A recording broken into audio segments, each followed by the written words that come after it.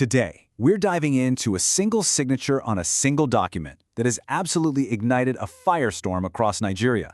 We're talking about an agreement with France that, on paper, promises modernization and progress. But millions of people are asking a tough question. Is the real price for all this progress their country's own economic sovereignty? Let's get into it. So, to really get to the bottom of this, we have to start with a big, fundamental question. In the world we live in today, how does one country get influence, or, let's be honest, even control over another country's economic future? The answer might not be what you think. Because these days, the method is a lot quieter. It's not done with tanks and invasions. It's done with paperwork, with technical agreements, and it's done with a simple signature. And that, right there, brings us to this now infamous Nigeria-France deal. Okay, so to really understand the public anger, let's first just look at the documents themselves. What was actually put on the table here? What are we even talking about? The whole controversy really boils down to two key agreements, two Memorandums of Understanding, or MoUs. And honestly, if you just read the official descriptions, you'd probably scratch your head and wonder what all the fuss is about. I mean, they sound pretty good, even helpful. Let's break them down real quick. First, you've got the Tax Cooperation MoU. Basically, France says it'll help Nigeria upgrade its tax system. Simple enough. Second, a Critical Minerals MoU, where France is going to team up with Nigeria to develop its mineral resources. You see, on the surface, it just looks like a partnership, but as they say, the devil is always in the details. And that's where the real concern is hiding. You have to read between the lines of these nice-sounding words like cooperation and assistance to try and figure out what the potential hidden costs are for Nigeria. All right, let's tackle the tax deal first. The promise here is a big one. France is offering to bring in the heavy hitters. We're talking artificial intelligence, real-time data analytics, and top-tier cybersecurity to drag Nigeria's tax collection system into the modern age. It sounds like a fantastic deal, right? A free upgrade? But this is the question at the very heart of all the criticism. What's the catch? What does Nigeria have to give up to get all this help?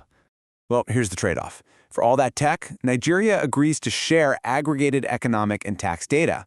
Now, the government insists that individual taxpayer info is safe, but this aggregated data, this big picture anonymized information, is incredibly valuable. It can show you everything from corporate spending habits to a nation's biggest economic weaknesses. When you let foreign tech get this deep inside your national systems, you're running a huge risk of quietly giving away the keys to the kingdom. And let's be real, losing control of your taxes is step one to losing control of your whole economy. Okay, so let's switch gears to the second agreement, the Minerals MoU. And once again, the promise sounds fantastic. France is going to help Nigeria find, develop, and research its critical minerals to unlock all that value. But for a lot of Nigerians, this promise gives them a serious case of déjà vu.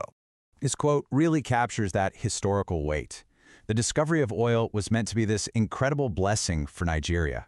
But we all know how that story went for so many communities. It led to exploitation, environmental disaster, and poverty. That history creates a very deep, very understandable skepticism about any new resource.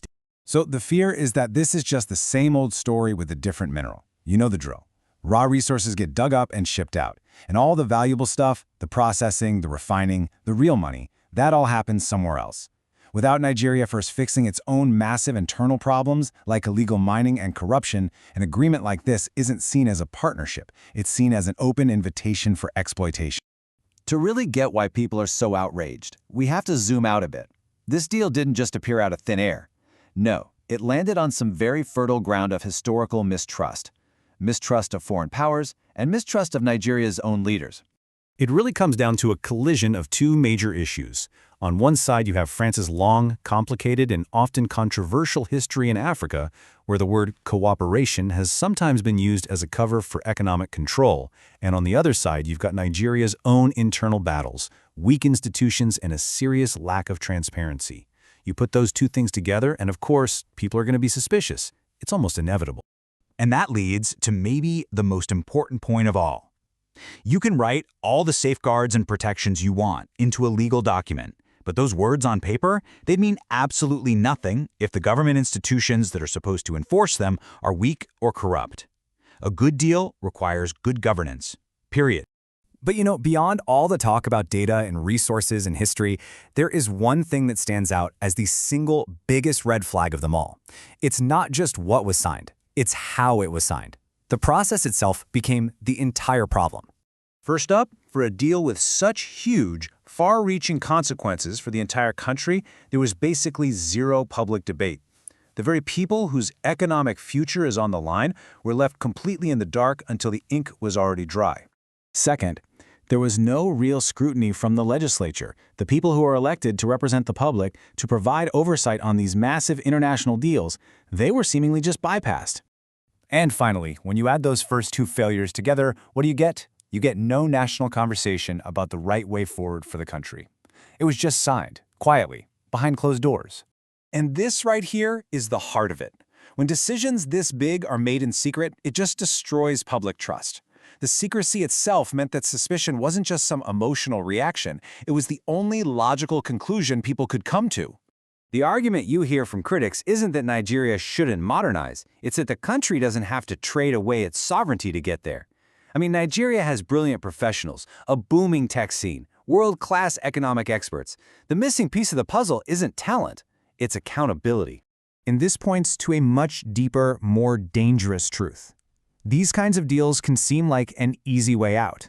Instead of doing the hard, messy work of building strong, transparent systems at home, it's tempting to just outsource control. But that's not development, that's creating dependency. And in the end, the feeling is pretty clear.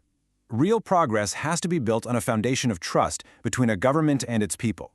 The argument is that Nigeria's future can't be secured with silent deals and foreign help, but only by building strong, independent institutions from the inside. And so that leaves us with the one question that is just echoing all across the country.